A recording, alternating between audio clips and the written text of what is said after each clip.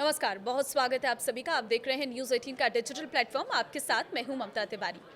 आज बात करते हैं अक्षय तृतीया की, क्योंकि इस बार 30 अप्रैल को बुधवार के दिन अक्षय तृतीया का दिन पड़ रहा है और जो बेहद ही महत्वपूर्ण है।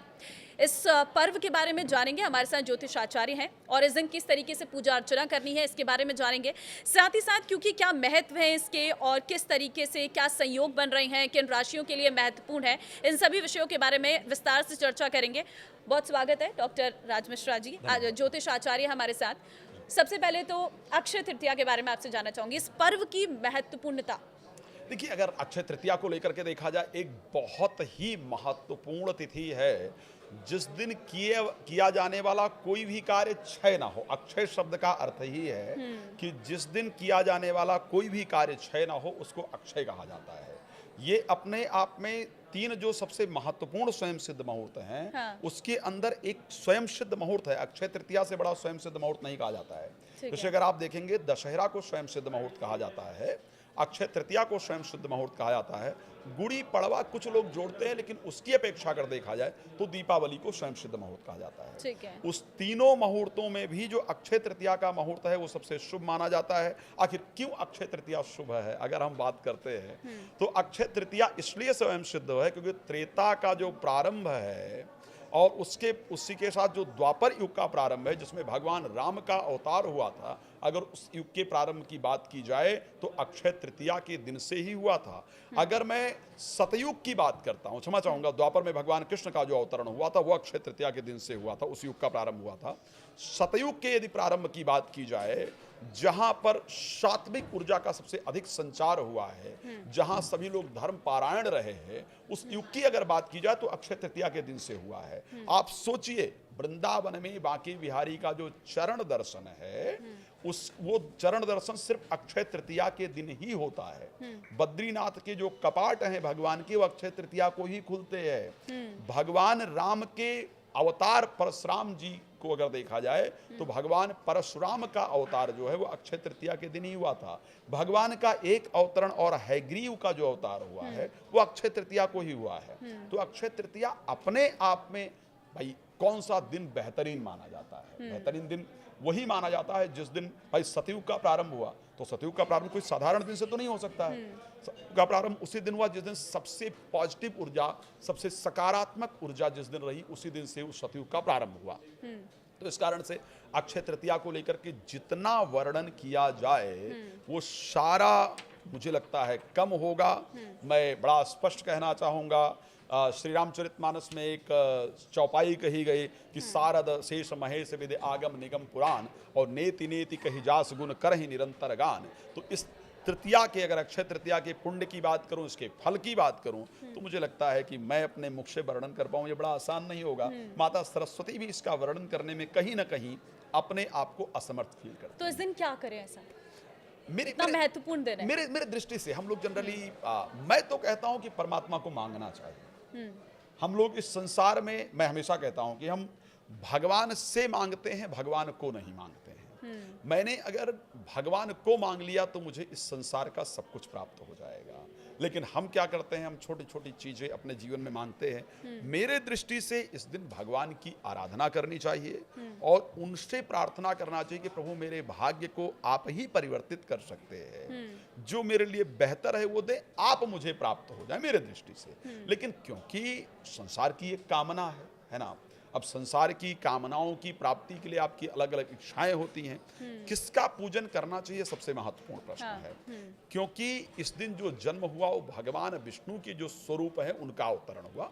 भगवान परशुराम जी का स्पेशली इस दिन अवतार हुआ था। भगवान परशुराम भगवान राम के जो अवतार है वो माने जाते हैं, जहाँ पर भगवान राम ने कहा भी था, राम नाम लघु नाम हमारा परस सहित बड़नाम, ऐसे करके चौपाई है कि भाई, मेरा नाम तो राम है, आपका नाम परशुराम है, हम सब वित्तुमही सनहारे क्षमौनाथ अपराध हमारे।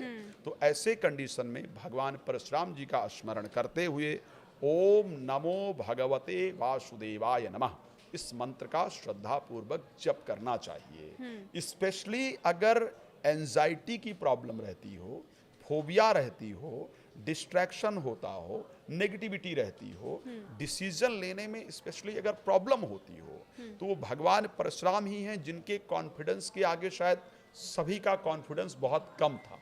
ठीक है। 17 बार उन्होंने अपने जो दुश्मन थे उनको नष्ट किया था। एक परशुराम जी थे जिनके सामने कोई भी नहीं था जो बोल सकता हो।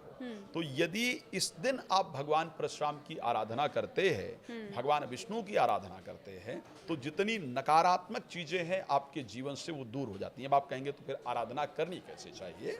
तो इस दिन सबसे पहले 5 पीले पुष्प ले जा करके भगवान विष्णु के चरणों में अर्पण करना चाहिए। ओम नमो भगवते वासुदेवाय नमः मंत्र का श्रद्धा पूर्वक आपको जप करना चाहिए। फिर उन पुष्प को ला करके नहाने वाले पानी में डाल करके और उस जल से आपको स्नान करना चाहिए। इस दिन कम से कम 101 काली मिर्च लेकर के और भगवान को अर्पण करना चाहिए, भगवान विष्णु के चरणों में अर्पण करना चाहिए। फिर 101 दिन तक एक एक काली मिर्च का प्रतिदिन सेवन करना चाहिए। पंचामृत बनाना चाहिए, दूध, दही, शहद, गंगाजल और घी, इन सभी चीजों को मिलाकर के पंचामृत बना करके भगवान को अर्पण करना चाहिए, भोग लगाना चाहिए, फिर उसको ग्रहण करना चाहिए। अब मैं जितनी उपाय मैंने बताया है, 5 फूल नहाने वाले पानी में भगवान विष्णु को अर्पण करके वो चढ़ा दीजिए।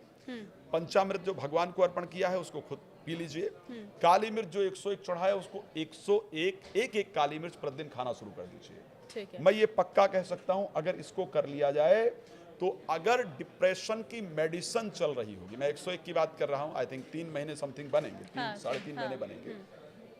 अगर डिप्रेशन की मेडिसिन चल रही है, एंजाइटी की मेडिसिन चल रही है, आप 3 महीने के अंदर डिप्रेशन की मेडिसिन बंद होते हुए देखेंगे। एंजाइटी की जो मेडिसिन है उसको बंद होते हुए देखेंगे। जिनको डिसीजन लेने में बहुत प्रॉब्लम होती है या जिनको अपने घर के अंदर डर इत्यादि लगता है, अगर वो लोग इसको कर लेंगे तो आपको डर इत्यादि लगना बंद हो जाएगा और आपके जो डिसीजन हैं वो अपने आप स्ट्रांग होना प्रारंभ हो जाएंगे। तो ये बहुत सिंपल उपाय है जिसको अक्षय तृतीया को किया जा सकता है और उसका अच्छा रिजल्ट प्राप्त किया जा सकता है। कहा ये भी चाहते हैं कि इस दिन दीपक जलाना बहुत शुभ होता है, कहाँ पर जलाना चाहिए? देखिए, दीपक जलाना सदैव शुभ होता है। शास्त्र ने कहा है कि चंद्रमा मनसो जातस चक्षो सूर्यो अजायतः श्रोता अदवा प्राणस्य मुखाद अग्निरजायतः। और ये कहा गया कि दीप ज्योतिर्परम ब्रह्मा दीपो ज्योतिर्जनार्दनः। दीप को ब्रह्म कहा गया है, दीप को जनार्दन कहा गया है, भगवान विष्णु कहा गया है, जिससे हम अपने मस्तिष्क की जो नकारात्मक परिस्थिति है उसको दूर करते हैं। इस दिन दिया जलाने की जो परंपरा है वो जनरली 5 दिया भगवान शंकर के मंदिर में अर्पण करना चाहिए और 5 ही दिया भगवान विष्णु के मंदिर में श्रद्धा से अर्पण करना चाहिए। बट उसके साथ सरसों के तेल का दिया नहीं जलाना चाहिए। अच्छा। इस दिन गाय के भगवान की पूजा में जनरली सरसों के तेल का दिया इत्यादि नहीं जलाना चाहिए। गाय के घी का अगर दिया मिल सके तो सबसे बेहतरीन है। गौघृत का दीपक लेकर के आपको श्रद्धा पूर्वक जलाना चाहिए, उससे आपकी जो कामनाएं हैं वो निश्चित रूप से पूर्ण होती हैं। कुछ खरीदना भी शुभ होता है? देखिए, मैंने एक बात कहा है कि हम सदैव मटेरियलिस्टिक हैप्पीनेस की तरफ भागते हैं, ठीक है? अगर मुझे खरीदना है, अगर मुझे लेना है तो मुझे परमात्मा के नाम का स्मरण करना चाहिए, ठीक है? मैं एक बात आपको बताना चाहता हूँ, जैसे जनरली खरीदने से हमने हर चीज को जोड़ दिया है। इस दिन भी गोल्ड खरीदने को बड़ा शुभ माना जाता है, गोल्ड खरीदने को। और जैसे आपने उसको देखा होगा धनत्रयोदशी को गोल्ड खरीदने को, किसी शास्त्र में ऐसा वर्णन नहीं है। ये संभव नहीं है कि आपने गोल्ड खरीद लिया उससे लक्ष्मी जी आपके घर आ जाएंगी, या आप ये सोचिए कि इस दिन आप सोना खरीद लाएंगे उससे लक्ष्मी जी आ जाएंगी। भाई, भगवान परशुराम का अवतार हुआ, इस दिन 2 युगों का प्रारंभ हुआ।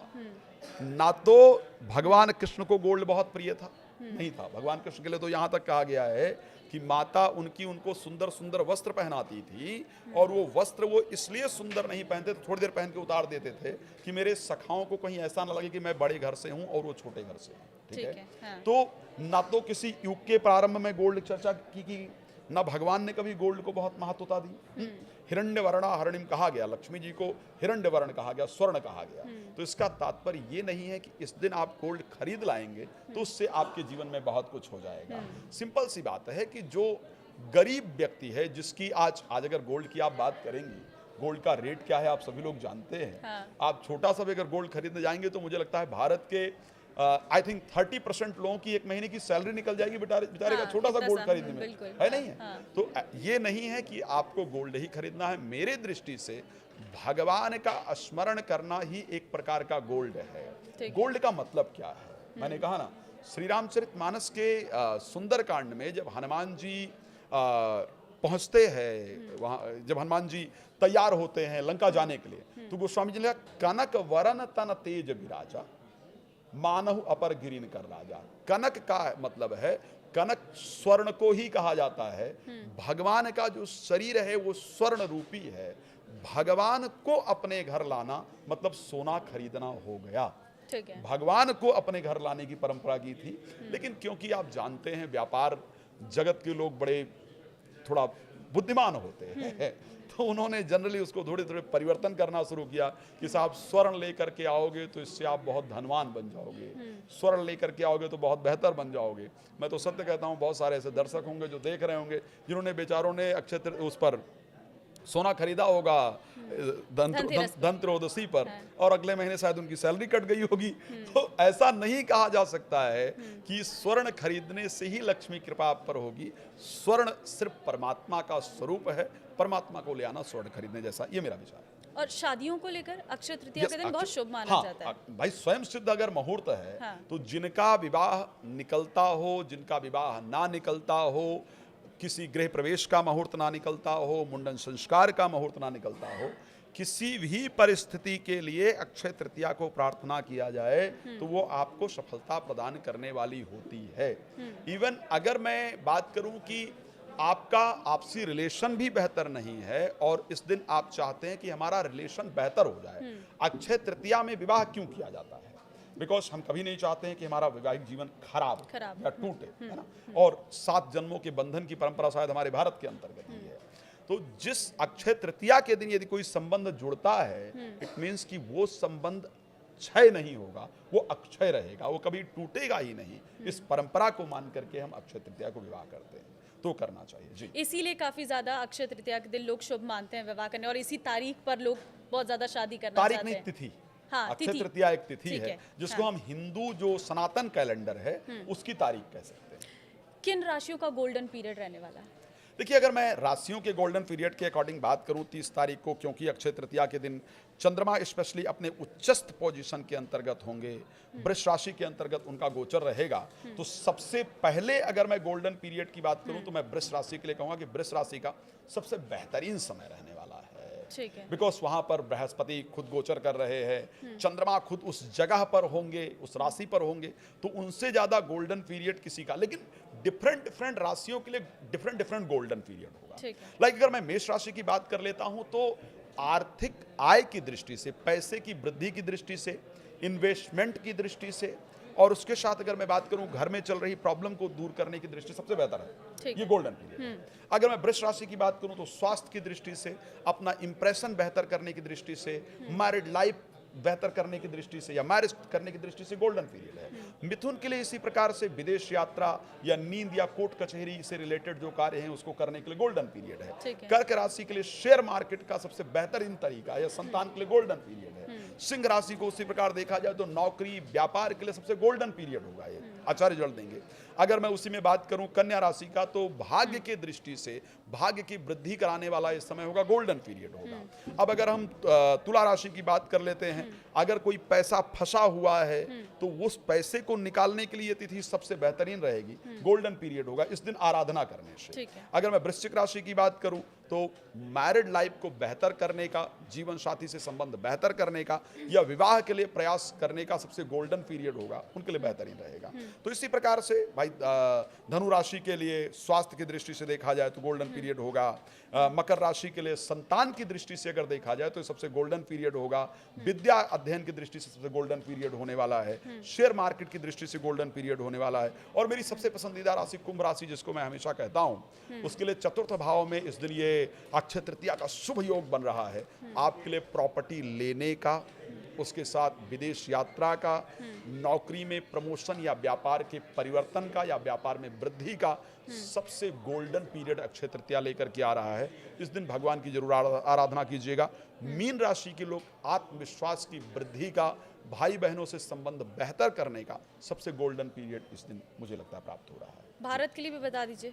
अभी की देखिए, स्थिति अक्षय तृतीया के दिन? भारत की दृष्टि, क्योंकि भारत की जो राशि है वो प्रभाव राशि कर्क राशि है और उसके दृष्टि से सेकंड हाउस में ये गोल्डन पीरियड बन रहा है। ठीक है। तो भारत के दृष्टि से आर्थिक स्वरूप जो भारत का रहने वाला है वो इससे बहुत बेहतरीन जाने वाला है, जी, मतलब मार्केट काफी सही रहने वाली बेहतर है, रहने वाला है, तो जो इन्वेस्टमेंट वाले उनके लिए अच्छा टाइम है। निश्चित रूप से बेहतर होगा।